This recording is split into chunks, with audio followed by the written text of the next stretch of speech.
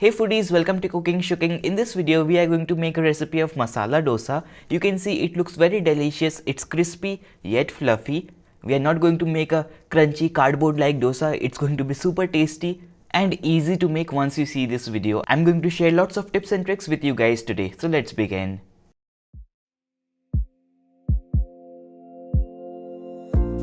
So first we are going to make the dosa batter, guys. This is just my recipe and my version. Everyone has their own version. Here I am taking 2 cups of rice. This is just regular rice, not any special or boiled rice. Basically this is Sona Masuri rice, 2 cups. Along with that I am taking 1/3 cup of chana dal.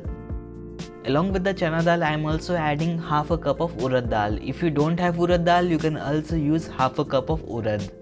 For the fermentation, basically we are going to add 1 teaspoon of methi or fenugreek seeds. Mix all of this together. After that we are going to wash it with some water. Most of the times the rice and the dals have a coating of some kind of a powder, so we have to get rid of that. So we are going to mix it really well with some water. Get rid of that, wash it 2 or 3 more times or until the water is clear. After the water is clear, we are going to soak it for about 4 to 5 hours. Just add some fresh water right now, drinking water, and let it soak for about 5 hours. After 5 hours, what we are going to do is make a batter. So here I have a grinding jar. In this I am adding the dal and the rice. We are going to use this water, please don't throw it away. So for grinding the batter, I am taking the same water in which we soak the dals and the rice because that will aid in fermentation. So just take a little bit of that water and then grind this to a paste. Most of us don't have wet grinders, we have this blender jar at home. That is why I am using this. Even I don't have a wet grinder because the options are very limited. We don't make idlis every day, guys. So one con of this is that this will get hot, so you have to grind this in short bursts. We don't want the batter to get hot. As you can see, I have made a batter out of this. We want a slightly grainy batter for the dosas. Don't make it too fine, otherwise your dosas won't be very nice. So after the batter is ready, we are going to transfer it to a metal bowl. So this is the first batch, guys. I am going to grind the second batch right now.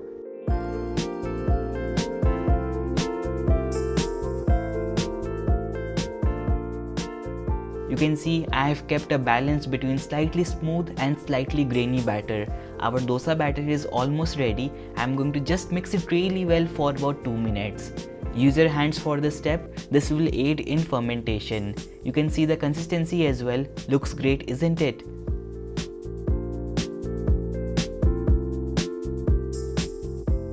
So our batter is looking much more fluffier and nicer. Now we are going to keep it for fermentation. Hyderabad is not very cold. You can use any blanket or any shawl.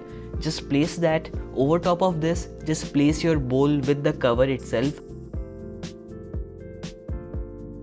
I'm just covering the bowl with a plate and then I'm going to cover it with the shawl. I'm going to keep it aside for fermentation for about 12 hours. Sometimes in winters it can also take 24 hours, but in summers it will just take 10 to 12 hours. How to check if the batter is fermented? You can just smell it or see if it has increased in volume, and then your batter will be ready. Basically your batter should have small perforations or small aeration bubbles like this. So now after the batter is fermented, we are going to make the aloo masala.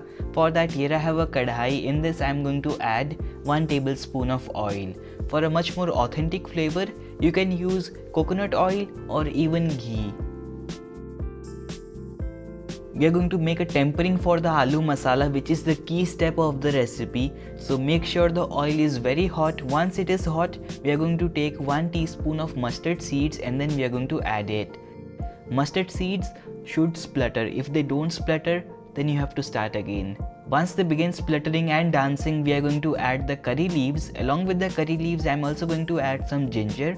Adding ginger is very important, guys. Along with that, I am also going to add 2 or 3 green chilies which are roughly chopped and 2 onions which are sliced. It can be rough guys, you don't have to chop it very fine. I'm also going to add a little bit of turmeric powder and then we are going to begin cooking it. We just have to cook it for about 1 or 2 minutes, you don't have to cook it too much. So as you can see, the onions are looking cooked and they are looking nice. Now we are going to add the potatoes to it. Here I am taking 5 boiled and peeled potatoes. I have just cut it into smaller size. You can also mash it and then use it. I'm also going to add about 1 teaspoon of red chili powder, salt as per taste, and about 1 good tablespoon of chopped coriander. This will bring a very nice fresh flavor. Now we are going to cook it really well. If the kadhai is moving, you can hold the kadhai with one hand and then keep mixing it with the other. So what is happening right now is that the aloo is sticking to my kadhai. This will happen with you as well. What we can do is you can add a little bit of water to it and then you can start mixing it really well. Basically we are deglazing the aloo. After that, what you can do is you can take a potato masher or any spoon and then mash the potatoes. We just want to bring a binding in the potatoes, you don't have to mash it too much. One should be able to see the potato chunks, remember that. That's how I like it guys. If you want to make it in my style, you can follow that step, otherwise it's your choice. Our potato mixture or our potato masala is almost ready. Why am I saying almost? It's ready guys. I'm turning off the flame now and I'm going to keep it aside. So we'll get back to the dosa batter. As you can see, it has fermented well for about 12 hours. I am removing the plate and you can even see the condensation in the plate. And you can see the batter right now. It is looking very fluffy and there are small bubbles as well. What we are going to do now is mix it really well. Be careful. We don't want to get rid of all that aeration. Looks amazing, isn't it? What we are going to add is salt as per taste.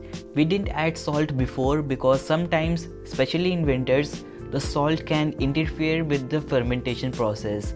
Along with the salt, I'm also going to add a little bit of water and then we are going to give it a slight good mix. Don't be very harsh with it. So there you go guys, our batter for the dosa is ready. You can see the consistency, it is in flowing stage, not too thick, not very runny. The consistency is perfect. Now we are going to make the dosas. Making dosas is an art in itself. We are going to heat up a tawa. Here I am taking a non-stick tawa. We are going to heat it up in high flame. Once it is hot, we are going to check if it is hot or not. You can keep your hand above it, otherwise you can also sprinkle a little bit of water. If it starts bubbling, it's ready. It is not bubbling right now. So we are going to heat it for a few more seconds. After that, we are going to add 3 to 4 tablespoons of water. Wipe off the water and then we are going to start making the batter. Why did we do that water step? Because if the dosa tawa is too hot, then the batter will not stick to the tawa. If it does not stick to the tawa, then it will not be crispy. See, making dosas is super simple. As you can see how I am adding a ladle full of the batter. You can also add 2 ladles and then you can start spreading it around.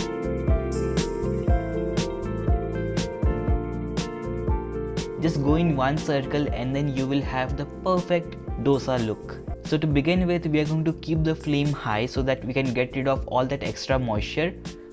If you want to make a much more thinner dosa, then you can scrape off that excess batter.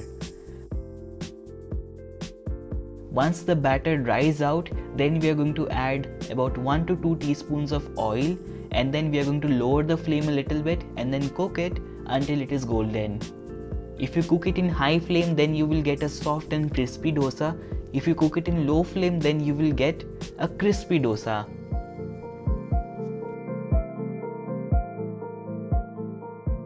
See, my flame is not very wide enough and my tawa is very wide, so what I am doing right now is I am cooking it in all sides.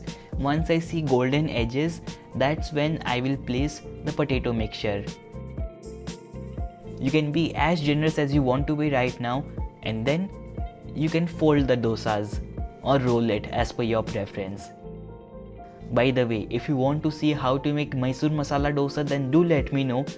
Smearing a red chutney on top of a dosa like this does not make it a Mysore masala dosa, guys. I've been there, I've tasted the Mysore masala dosa. It's much more different.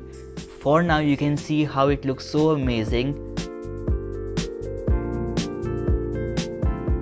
It's ready to eat right now. I'm going to show you one more dosa.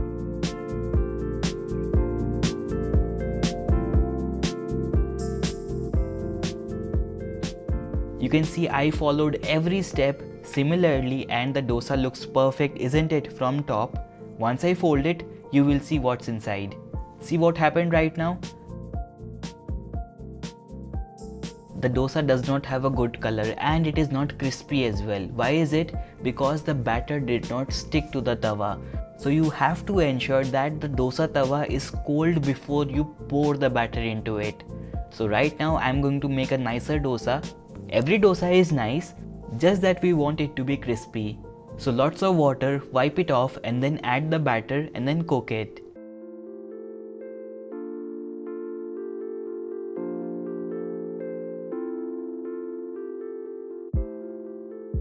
Now this looks perfect, isn't it? Our dosa is ready, looks super crispy from out and it is, guys. Now we are going to serve it. It's perfect with some sambar and some coconut chutney. So there you go, guys, that was my dosa recipe and it is perfect with some Szechuan chutney as well. I'm not kidding. This is my homemade Szechuan chutney. You can see the texture of the dosa, it is super crispy as well as it is soft as well. It's not that we are eating cardboard. Trust me, guys, a super crispy dosa can be a cardboard too and you know what I'm talking about. This one is crispy yet soft and fluffy from inside. That's how it needs to be. So that was my recipe for the masala dosa. Do try this recipe, guys. I'm sure you're going to like this one. If you didn't like it for any reason, feel free to click the dislike button. See you soon with one more delicious recipe. Until next time, do click the subscribe button so that you get notified about my upcoming videos. Bye for now. Take care. Happy cooking.